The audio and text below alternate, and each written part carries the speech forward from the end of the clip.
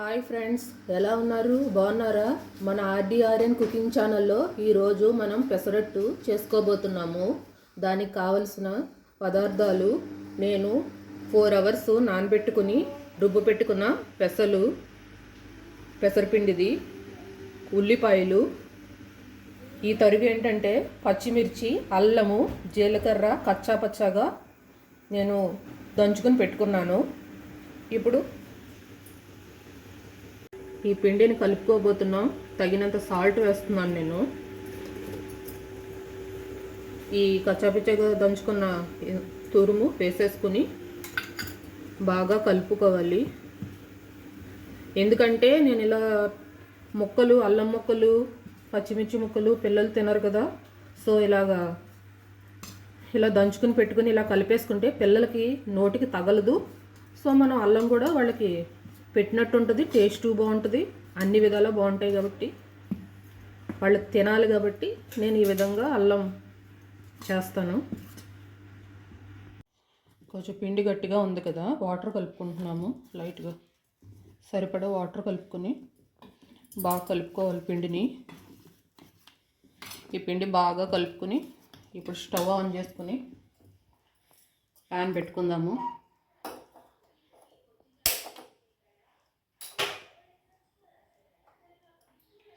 Pan వేడెక్కిన తర్వాత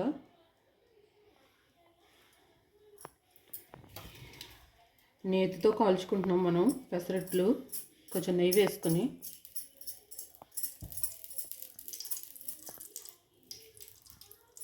pan అంతా అప్లై చేద్దాం.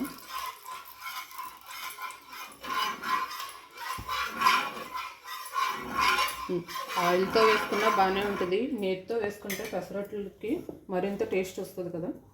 సో నేను ఈరోజు నేతితో వేస్తున్నాను.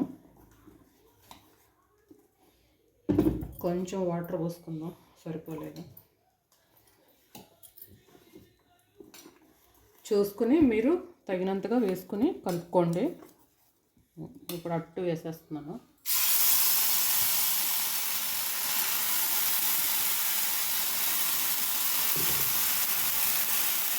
చక్కగా ప్యాన్ అంతా స్ప్రెడ్ చేసుకుని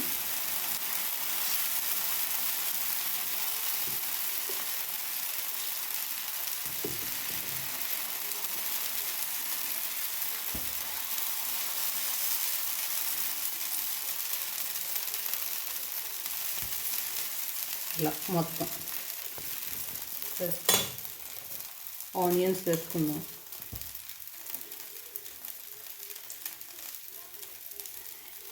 ఉల్లిపాయలు వేసుకొని మొత్తం నెయ్యి చుట్టూ వేసుకొని కాల్చుకుందాము.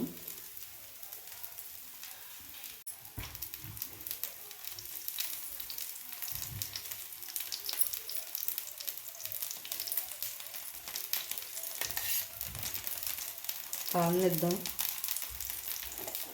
చిన్నపిల్లలు ఉండేవాళ్ళు ఈ అల్లం ముక్కలు, జీలకర్ర వాళ్ళు పంటికి తగులుతూ ఉంటే వాళ్ళు ఇష్టపడరు కదా. సో అందుకే ఇలా పేస్ట్ లాగా చేసేసుకుని మనం వేసుకోవడం వల్ల వాళ్ళకి మనం పెట్టినట్టు ఉంటుంది. అల్లం మంచిది కదా. ఈ వింటర్ సీజన్లో అల్లము, జీలకర్ర ఎంత తింటే అంత మంచిది.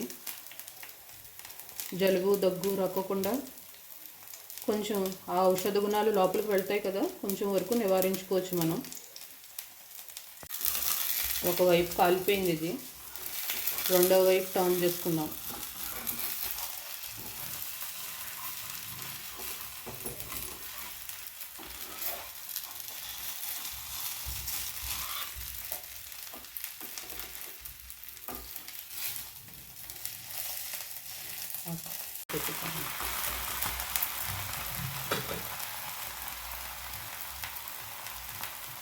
రెండో వైపు కొంచెం నెయ్యి వేసుకుందాం.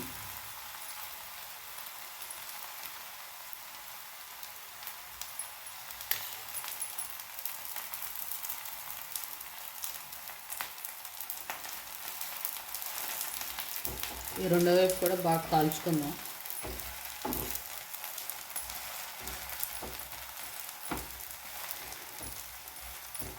పెసలు చలువ చేస్తాయి కదా, కనీసం డైలీ మనకు కుదరకపోయినా వీక్లీ సండే మాటలు పిల్లలకి హాలిడే కదా, ఆ టైంలో చక్కగా ఇలా చేసి పెట్టుకుంటే బాగుంటుంది.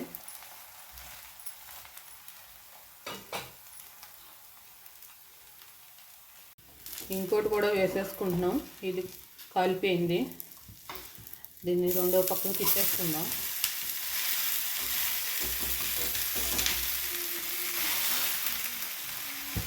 వేడివేడిగా మన నేతి పెసరట్లు రెడీ అయిపోయినాయి ఫ్రెండ్స్. దీన్ని చక్కగా మన పల్లీ చట్నీతో సర్వ్ చేసుకుంటే చాలా టేస్టీగా ఉంటుంది.